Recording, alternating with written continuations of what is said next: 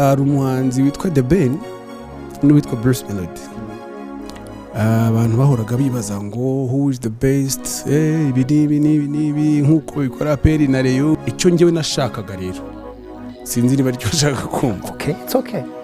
Icyo nashakaga ni ukuhagaragarana umucyo, ni ugutambukana umucyo, nkereka abafana banjye ukuntu ndi umudanje.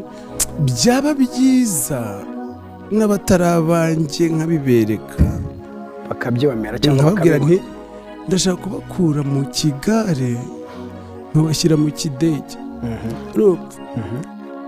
ese amakuru ari kugenda acicikana hirya no hino hagati y'aba bahanzi uko ari babiri b'u Rwanda, The Ben ndetse na Bruce Melody, ijambo cyangwa se iki gikabyo kizacika ryari? Ese ubundi ko bose bita ati ninjye uri hejuru, ubundi by'ukuri yaba ari inde uri hejuru y'undi? Muko biri kugenda bicicikana, Bruce Melody agomeje kuvuga yuko ari gukubita ikinyafu The Ben. ari Pamela twarakora. Ari Ben ni umuhanzi duhuriye mu Rwanda rumwe. Sone ntimujya muhura. Ntabwo tujye duhura.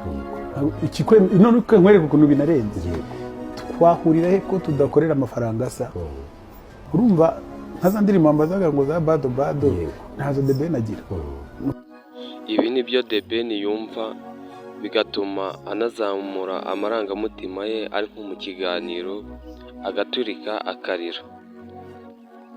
Ese koko Bruce Melody ari kurengera kugeza n'ubwo The Ben yifuje we Anurayiti baramubaza ati indirimbo yawe na Bruce Melody yabimeze ite? Ati byamera nk'uko Imana yabipanze.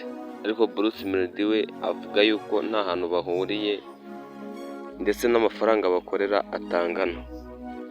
Byaba byagenze gute kugira tubone indirimbo ya The Ben na Bruce Melody? Byaba byagenze gute?